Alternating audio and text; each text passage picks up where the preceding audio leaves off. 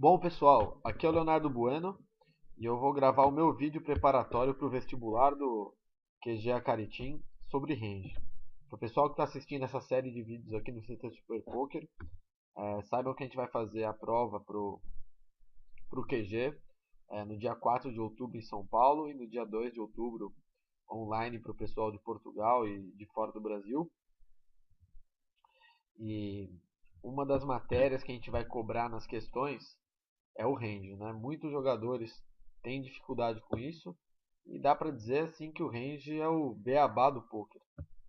Toda a estratégia de poker começa falando sobre range. Dá para dizer que o range além do beabá do poker, é a língua que a gente fala. Toda vez que a gente está discutindo alguma mão, eu estou pensando em qual é o range do meu adversário, eu estou pensando em qual range que ele me coloca. Baseado nisso, eu vejo o que faz sentido eu fazer com as minhas cartas, e a gente acredita que os jogadores que são mais capazes de colocar os adversários em ranges precisos tendem a ser os melhores jogadores. E quando você coloca o seu adversário num range, você sabe o que fazer. Então eu vou falar um pouco sobre range, e ao longo desse vídeo de 1 hora, que vai ser dividido em duas partes, eu vou dar algumas dicas do que pode cair, de como vocês têm que raciocinar para quando chegar na prova poder responder bem as questões. Lembrando que não vai ter nada de decoreba, então não vai ter, eu não vou fazer uma pergunta lá o que é range, mas eu vou dar alguns exemplos de mãos, algumas jogadas para vocês, para eu ver a capacidade que vocês têm de colocar a galera num grupo de mãos de maneira precisa, entendeu? A essa altura do campeonato vocês já devem ter visto alguns dos outros vídeos que o resto do pessoal do time fez. Esses vídeos vão preparar bem para o vestibular, eu dei uma orientada deles legal para eles terem uma ideia de como fazer os melhores vídeos de acordo com o que eu espero da prova de vocês, o que eu espero do pessoal que vai entrar para o time. E só para dar mais alguns toques, muita gente veio perguntar: ah, mas vocês vão cobrar só o lado técnico? Como que é? Óbvio que a gente vai cobrar o lado técnico, mas a gente quer ver também a pegada da galera, vai ter entrevista com o pessoal do time, ver assim a dedicação que uma pessoa dá na resposta, às vezes indica bastante. Então, por mais que a correção vai ser técnica, você vê que um cara se esforçou mais na resposta do que o outro, é um dos fatores que a gente vai considerar. E range é algo que tem muito a ver com trabalho. Quando a gente fala que poker é trabalho, eu tinha um e-mail que era assim, poker também é trabalho, mas quando a gente fala que poker é trabalho, significa que a gente, quando está jogando, faz coisas que outros jogadores que não trabalham com isso não fazem quando estão jogando. As pessoas jogam poker para brincar, para se divertir, sem querer jogar seriamente, e a gente não. A gente joga poker levando a sério. E por que a gente joga poker levando a sério? Porque a gente faz esse trabalho de colocar os adversários em range a todo momento. E isso, para quem não gosta, é muito chato, é muito trabalhoso. Então tem muita gente que joga poker simplesmente para tentar adivinhar a carta do adversário, ou para torcer para bater a sua, ou para empurrar tudo e ir para os flips, ou para ficar esperando as eyes, sem pensar exatamente assim, em que carta que você está enfrentando. Então vamos lá. Range. A definição de range é isso daqui. Range é o conjunto de cartas que o jogador jogaria daquela maneira, ok? Por que eu estou falando isso? Porque o range ele nunca é uma mão só. O range não tem, eu acho que ele tem Ás e Rei, eu acho que ele tem Ás e Dama. O range é a gente ver a ação que o jogador cometeu, ou seja, ele deu raise, ele deu call, ele apostou, ele foldou, ou ele deu uma 4bet, ou deu uma 3bet, enfim, alguma ação dele, e pensar que cartas que quando ele tem, ele toma essa ação, ok? Então é isso que eu falei. Um dos erros que a galera tem quando pensa em range é tentar adivinhar a mão que ele tem. Aí você fala, pô, mas qual que é a utilidade de range se você não está tentando adivinhar a mão que ele tem? Eu estou tentando adivinhar a mão que ele tem. Mas quando as pessoas jogam, elas jogam mais de uma mão do mesmo jeito. Então se você pensar que você tem aí três ações possíveis no geral, que é meter ficha, pagar a quantidade de ficha ou deixar no mesmo valor, o check e o call, e o fold, você vai ver que não tem muita opção de jogada. E tem mais de 3 mãos aí que a galera costuma ter. Então, às vezes, com um par o pessoal aposta, com o outro o pessoal folda. Quando não tem par, pode blefar ou foldar, mas não paga. Ou às vezes paga para roubar depois. Ou seja, você acaba tendo várias possibilidades de jogadas, mas que mais de uma mão faz a mesma coisa. Para dar um exemplo básico disso, imagina aí um range de reis e antes do flop. Com que mãos que o jogador sobe antes do flop? Pô, Bueno, quando eu recebo As, eu subo antes do flop. Quando eu recebo Rei, eu subo. Quando eu recebo 7-6 naipado, dependendo da posição e do meu stack, eu subo. Então, esses são os fatores, alguns dos fatores que a gente tem que pensar bem para pensar em range. Ou seja, pensar em todas as cartas que o jogador pode ter quando ele jogou de uma maneira específica. E nunca é tentar adivinhar a mão específica que ele tem. Daqui a pouco eu vou falar qual é o problema que isso gera quando você fica tentando adivinhar a mão do seu oponente, ok? Então, a definição de range acho que deve ter ficado bem clara. Lembra que range é um grupo de cartas, é um conjunto. Ou seja, frequentemente, quase 100% das vezes, o range do jogador tem mais de uma combinação. Nunca é, ele tem As e Rei. Isso não existe, ok? Então, como eu falei, o range ele é sempre range de. É sempre range de alguma coisa, ok? Ou seja, quando eu falo range de alguma coisa, o que eu quero dizer com isso? Que é o range que o jogador tem para dar uma ação, ou seja, range de tribet contra tal posição com tal stack. Range de call para isso, range de bet no flop para isso.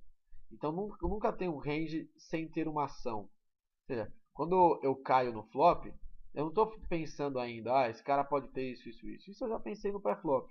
Quando ele teve a ação que levou ele no flop. Então pensa assim, eu dei raise pré-flop e o jogador deu call. Então eu já estou pensando qual o range dele de call pré-flop. Então, numa situação básica, que a gente vai ver aqui embaixo, pega essa situação aqui, ó. Eu subi no hijack, ou seja, qual que é o range de call pré-flop no botão versus raise meu no hijack. Aqui eu nem coloquei características do jogador e tal, mas foi mais para mostrar uma definição. Eu acho que esse cara hipotético que eu criei aqui para a aula, ele paga no botão, quando eu dou raise no hijack, com pares de 2-2 até 10-10, As e 10 até As valete, Rei valete até Rei dama, isso os offs, né? As e 2 naipado até As valete suited, Rei 10 suited até Rei dama suited, e o Sated Connectors, ok? Ficou claro para vocês aí como eu como que eu faço essa definição de range pré-flop?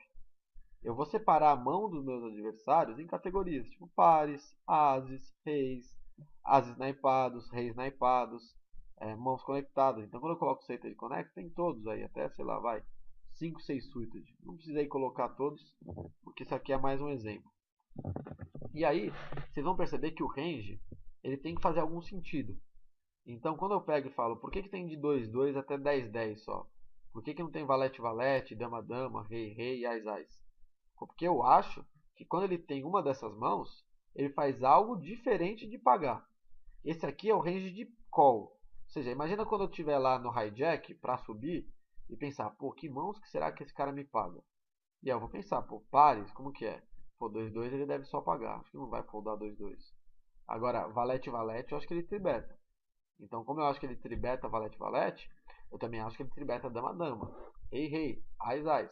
Porque são mãos de valor, entendeu? Então, colocar o adversário num range é de suma importância, ok? Isso é algo que a gente vai cobrar em praticamente todas as questões que a gente tiver na prova, beleza? Então a gente já viu aqui qual que é o range de call pré-flop desse cara, ou seja, range de call, ok? Nessa situação específica. Vamos para os ases agora. Eu coloquei aqui nos ases offs As e 10 e As e valete, ok? Aí vai perguntar, então o que você acha que ele faz com As e 9? Olha, o que eu acho que ele faz com As e 9 não é tão importante quando eu estou tentando definir o range de call dele. Eu só sei que com Ás e 9 ele não paga. Eu acho que muito provavelmente ele folda, mas eu não me espantaria se ele, por exemplo, pegasse e me tribetasse o Ás e 9 por blefe, entendeu? Então não é um tribete de valor. Então você vê que no Ás e 10 e no Ás e valete tem as mãos para cima delas, que tribetam por valor, então o Ás e dama e o Ás e rei, e as mãos para baixo que ou foldam, ou se tribetarem, tribetam por blefe. Isso caso tribetarem, tribetam por blefe. Isso tem que constar de vez em quando no range também. Então quando você estiver colocando um range de tribet, eu não coloquei aqui nos slides, mas quando você estiver colocando um range de tribet, pensa que as pessoas blefam também às vezes. Então você tem que escolher algumas mãos para representar esse range de blefe, que não significa necessariamente que a pessoa tribete aquela mão. É mais uma tentativa de você mostrar que ela blefa. Então quando eu tiver bueno, o meu range de tribet do botão contra o range do hijack, tem lá 10-10 para cima, então 10-10, valete-valete, dama-dama, rei-rei, ás-ás, tem ás e dama, ás e rei, ás-valete suited, rei-dama suited, e tem algumas mãos que eu tribeto por blefe, então tem lá valete 3 suited, 10 e 2 suited, ás e 2 off, entendeu? Então tem algumas mãos que eu não quero tomar call, mas que elas também estão. E aí como que você consegue saber se eu tenho no meu range de blefe valete 2 suited? Aí é vendo só e estimando que de vez em quando eu vou blefar. O fato é, se eu estiver blefando, não importa tanto que seja valete 2 ou 10 e 2, porque a maioria das vezes eu não vou ter valor com essas mãos e vou estar jogando por blefe para tentar tirar o meu oponente do jogo. Então tentei deixar claro um pouco essa parte que é um pouco mais complexa de range, onde ranges aí de blefe, a gente não consegue falar, quando ele tem essa mão, ele necessariamente blefe, entendeu? A gente tem que ir mais para a frequência com que eu acho que ele blefe. Então, por exemplo, aqui eu tenho ás, rei, rei, dama, dama, valete, valete, 10, 10, ás e rei, ás e dama, rei, dama, suíte de mãos de valor que eu tribeto. 8 mãos de valores. Então você tem que tentar adivinhar quando você está colocando range, mais ou menos a minha frequência. Tipo, ele vai blefar com umas 4, 5 mãos diferentes para equilibrar um pouquinho. Você não tem como saber que toda vez que eu venho com valete 2 eu tribeto, como toda vez que eu venho ás eu tribeto, entendeu? Então o ás é muito mais preciso que eu vou tribetar do que o valete 2, já que tribetar por blefe passa por uma série de outros fatores que tribetar por valor não passa, ok? De qualquer maneira, a lição dessa parte é que quando a gente fala em range, é range de alguma coisa. E esse de alguma coisa pode ser tudo no poker. O range de bet e fold no river, o range de bet e call no river, ou seja, quando você aposta e aí o cara volta em você e você paga. Quais são as mãos que você aposta quando ele volta e você paga? Quais são as mãos que você aposta e ele volta e você folda? Saber isso antes de fazer a jogada faz com que a nossa jogada seja mais precisa. E o trabalho de todo jogador de poker é ficar fazendo isso a todo momento. Pré-flop e depois pós-flop. E é por isso, na real, que pouca gente ganha dinheiro, porque isso é muito trabalhoso e as pessoas acabam ficando preguiçosas e deixam de fazer isso, ok? Então, vamos agora falar do que precisa ter para os nossos ranges serem bem definidos. Porque range é um negócio que pode só vir da minha cabeça, certo? Eu tenho que ter bases factuais para poder escolher quais mãos que eu acho que o meu adversário tem. E aí nem é tanta escolha, é fato. Que mãos que eu acho que ele joga desse jeito. Então, a principal parte é, o range precisa fazer sentido de acordo com as características do jogador. Ok? O que isso significa? Que o range varia pelo oponente. O range não são as mãos que eu acho que meu oponente joga de algum jeito, que ele realiza uma ação. Ou seja, as ações representam pensamentos. Então você tem que tentar entender como o seu oponente pensa, para aí sim chegar a alguma conclusão sobre como que ele está jogando, ok? Então, a lição que a gente tem que ter é essa daqui. Os jogadores eles realizam ações por motivos, mesmo os jogadores fracos. Ou seja, quando o jogador faz uma jogada, ele está fazendo essa jogada para conseguir alguma coisa. Às vezes é para tentar te enganar, às vezes é para tentar fazer você pagar com uma mão pior, às vezes é para foldar porque acha que você está ganhando dele. Tipo, são vários motivos pelos quais as pessoas tomam as atitudes que eles tomam na mesa de poker. E para isso, você precisa entender a característica de cada jogador. E por que a gente coloca as pessoas em range? Porque quando a gente entender o que essas pessoas fazem com cada grupo de mãos que ela tem, a gente vai entender o que vai fazer sentido para a gente fazer com a nossa mão. E aí, jogar poker fica muito mais fácil, ok? Qual que é o erro básico que o pessoal comete? Que é pensar em um range que agrade a nossa mão, ok? O range que a gente tem que dar para o nosso oponente é o range que de fato ele tem, não o range que é bom para a gente. Algumas vezes esse range dele vai ser bom para a gente, outras vezes ele vai ser muito ruim. O nosso trabalho é, sabendo isso de maneira tranquila, entender como, quando sair da mão, quando foldar algum jogo, ou quando meter ficha, porque vale para blefar ele ou para ser pago por uma mão pior, ok? Então a gente não pode pensar num range que agrade a nossa mão. Ele até pode agradar, mas desde que a gente pense nele de uma maneira bem imparcial, ok? Eu dei esse exemplo aqui, que eu coloquei no slide, para vocês entenderem qual é o erro que muito jogador comete quando ele vai dar um range para agradar a sua mão, ok? Então a gente subiu do TG, um jogador que é bem duro pagou no botão. Aí ele deu raise na nossa continuation bet no flop rei 8 e 7 com flush draw. E a gente tem as as. Aqui eu também não quis entrar muito em detalhe de que fase do torneio é, quantos blinds a gente tem e tal. Mas só pensa um jogador bem duro que não é um cara que deve blefar muito. Mas a gente tem as as, então a gente está confiante. Vamos pensar em qual que seria o range desse cara para subir no flop rei 8-7 com flush draw, ok? Para a gente chegar a esse range, a gente tem que pensar em mãos que façam sentido ele pagar pré-flop e não foldar o tribetar. Ou seja, a gente tem que dar um range pré-flop para ele primeiro, ok? A gente não pode cair nesse flop e falar, eu acho que é isso e isso. A gente tem que pensar que mãos que esse cara paga pré-flop, para a partir dessas mãos entender quais delas vão dar raise no flop, ok? Então, só para dar um exemplo. Eu acho que esse jogador ele dá raise quando ele tem dois pares no flop. Mas eu não acho que ele tem todos os dois pares. Eu acho que ele pode ter aí só 8 e 7 suíta de dois pares. E por que eu acho isso? Porque eu acho que quando ele tem rei 7, ele folda pré-flop. Então dessa maneira vocês entendem por que a gente tem que colocar o range pré-flop. Porque aí quando bater o rei 8 7, eu falo, putz, rei 7 eu sei que não tem como ele ter. E aí o cara normalmente não vai ter. Isso daí se a sua leitura estiver correta, ok? Então no caso desse cara, como ele é duro, eu acho que ele paga o nosso raise do TG. Lembra que o nosso raise veio lá do começo da mesa. Com os pares de 2-2 até dama-dama. E eu acho que ele paga, vai, Ás e Dama, Ás Valete, Rei Dama Suited. E paga com Suited Connectors. Aí você vai pensar pra mim, pô, bueno, mas se ele é duro, por que ele paga com 2-2 e 5-6 Suited, por exemplo? Cara, eu acho que ele paga com essas mãos porque, apesar dele ser duro, jogadores duros também pagam para tentar ver flop e acertar mãos grandes. Ainda mais com mãos com potencial, como 5-6 suited, par de 2 que pode trincar e ganhar um pote gigante, entendeu?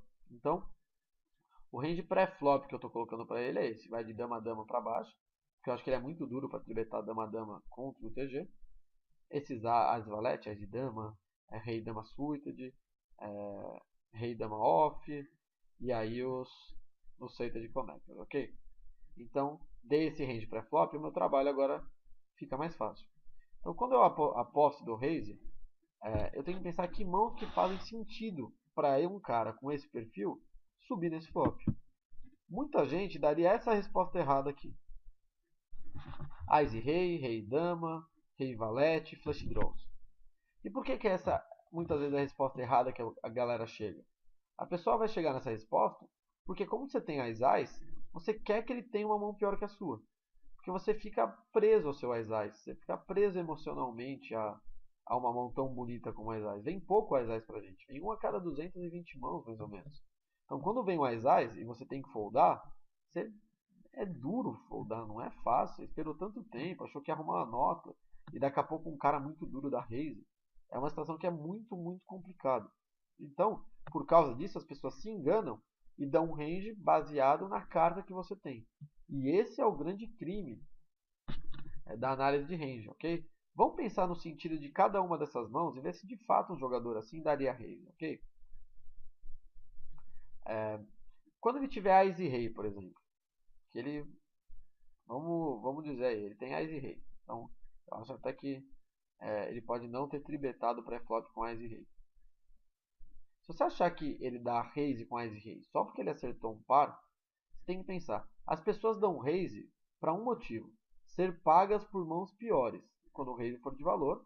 E, óbvio, dois motivos: ser pago por mãos piores quando for o raise de valor e tirar mãos melhores quando for o raise por bluff. Ok? Ou seja, ele tem que ter uma motivação. O fato dele ser muito duro não significa que ele vai fazer coisas randômicas que atuem a nosso favor. Então, esse jogador, quando tiver Ás e Rei, ele tem que imaginar que quando ele der raise, a gente vai continuar com muitas mãos piores que o Ás e Rei dele. Porque a gente pode ter Rei-Rei, a gente pode ter 8-8, 7-7, a gente pode ter Ás-Ás. Então ele tem que tomar ficha, tomar call de, por exemplo, Rei-Dama, de um Rei-Valete. Ele tem que tomar ficha de algum flush draw que a gente tenha, entendeu? Então, eu não acho que um jogador duro iria dar esse raise mirando essas mãos. Ele ficaria com medo de só tomar call perdendo, só tomar call de Ás-Ás, só tomar call das trincas, e acabaria dando só call com Ás e Rei. Então, não é porque a gente tem Ás-Ás, ele tem Ás e Rei, uma mão pior que a nossa, mas é uma mão bonita, porque é top pair, top kick, que a gente vai começar a achar que ele vai dar raise só porque isso encaixa com o que a gente precisa. Porque isso não encaixa com o que ele precisa. E o ponto, as pessoas fazem jogadas baseadas no que elas precisam, não no que os outros precisam, ok? Rei e Dama. Rei e Dama, o cara também não vai dar raise, pelo mesmo motivo que ele não dá raise com Ás e Rei, ok? Rei Valete, ele também não vai dar raise porque ele nem tem Rei Valete aí.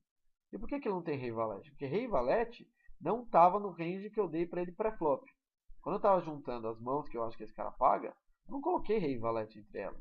Então ele não pode tirar do bolso agora um Rei Valete e falar, não, agora tem Rei Valete, então eu vou dar raise. Não faz sentido, entendeu?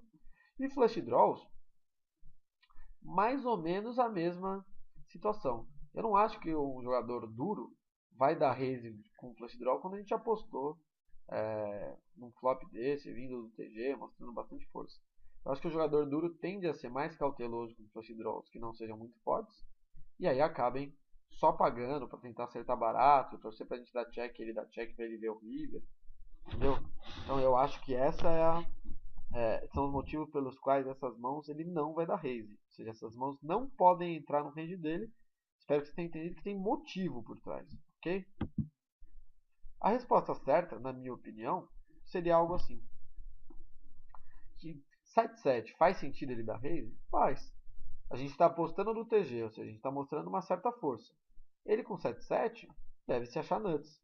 Ele sabe que se a gente tiver 8-8, rei-rei, ele vai perder muita coisa, mas ele deve estar mirando quando a gente tem Ás-Ás, Ás e Rei, Rei-Dama, algumas mãos assim. Então, pelo mesmo motivo, o 8-8, que agora ele ainda tem mais valor ainda, porque ele pode mirar a gente achando que a gente pode ter 7-7 e ganhar. 8-7 naipado, ok? Então, ele tem dois pares e acho que está na frente de Ás-Ás, Ás e Rei, Rei-Dama, algumas mãos assim. 10 e 9 do flush draw, ou seja, ele tem duas pontas de flush draw, ou seja, ele está gigante. E coloca aí, eu não coloquei, mas coloca aí 5, 6 suited no flush draw, que são também mãos gigantescas. Então, esse range do nosso oponente demonstra que ele faz jogadas que faz sentido. Porque ele espera, ou óbvio que a gente não. Se a gente for malandro, a gente folda o Ás-Ás. Mas ele deve esperar que a gente não folde o Ás-Ás. Por isso que ele vai tentar dar raise com 7-7. Aí alguém vai falar, pô, mas ele não pode só pagar com 7-7? Cara, até pode, mas eu acho que esse cara no flop Rei 8-7 com flush draw, lembrando que esse é um cara que eu inventei, eu acho que esse cara acha que o que faz sentido com 7-7 é dar raise para que a gente ache que ele tem um flush draw e aí a gente pague. Entendeu? Ou eu acho que esse cara, quando ele tiver 7-7, ele vai ficar com medo de bater uma carta que complete o flush draw no turn. E aí, completando o flush draw no turn, ele perde valor, não consegue ganhar ficha, entendeu? Então eu acho que esse é o sentido por trás do raise do 7-7. É um sentido que não tem, por exemplo, no Rei e Dama. Não tem no Ás e Rei. Mas tem no 8-8, tem no 8-7 suited. E no 10 e 9 tem um raise aí com o blefe. Falar, mas ele é duro, você acha que ele vai blefar? Acho que nem é tanto blefe quando você tem uma mão tão forte quanto a 10 e 9. Você segue no 6, segue no valete, faz flush com 9 cartas aí. É uma mão que é bem tranquila de dar raise. E aí que você vai chegar à conclusão é quando você tiver Ás-Ás e o cara tá te dando raise com dois pares trinca ou um draw gigante, você tem que foldar o seu Ás-Ás. Seu Ás-Ás está perdendo para 3/4 do range dele, e contra a quarta mão você está flipando com Ás-Ás. Ou seja, você vai estar morto aí. Geralmente, quando esse cara está trincado, você tem 2 altos até o river. Com 2 altos não tem muito o que fazer, ainda mais com 2 cartas para bater. Só pré-flop já é difícil. Imagina já depois do flop, ok? Então, essa é a lógica por trás de colocar o adversário em range, ok? Eu espero que vocês tenham gostado dessa primeira parte. Daqui a pouco a gente vai voltar com a próxima parte, né? A gente vai falar, até apareceu um pouco aí, a gente vai falar sobre Percivia de range. Só para terminar aqui, a ação correta, óbvio, é o fold do Ás-Ás. O que eu espero quando eu cobrar range nas provas do vestibular do QG é que vocês tenham a capacidade de pegar e pensar no que faz sentido para o seu adversário, no que faz sentido para você. E muitas vezes a pergunta não vai ser só sobre o range dele, não. Vai ser sobre o nosso range, sobre quais mãos a gente tem que pegar e jogar dessa maneira, ok? Então eu vou terminando esse vídeo por aqui. Ops, mal a interrupção aqui. Então, voltando aqui à minha despedida, pensem muitas vezes também quais são os ranges de vocês. Com quais mãos eu faço isso, qual mão que eu dou call, qual mão eu dou fold. Vocês vão descobrir que vocês fazem a mesma coisa com grandes grupos de mãos. E isso é uma boa ferramenta para você entender, porque se você faz algo de um jeito, algum jogador que seja meio parecido com você deve fazer as coisas mais ou menos daquela maneira. E aí com isso você vai mapear. Você sabe, eu sou muito agressivo, então eu faço isso com essas mãos. Um outro jogador que também é muito agressivo deve fazer isso com outras mãos. Um jogador que eu sou duro, eu sou meio bundão, tenho medo e tal, não gosto de blefar. Então quando você achar outro jogador que você nunca viu blefando, que se expõe um pouco e tal, você deve saber que ele dá raise pelos mesmos motivos que você dá, ok? Então a gente vai cobrar isso em todos os aspectos do vestibular, então eu espero que vocês pratiquem muito. A gente vai realizar o simulado aqui no QG por esses dias, no CT Super Poker por esses dias. E eu espero que todo mundo esteja bem preparado para a prova no dia 4, ou o pessoal de Portugal a prova aí no dia 2.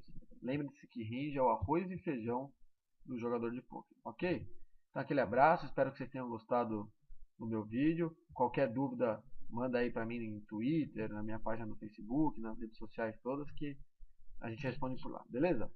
Forte abraço, galera!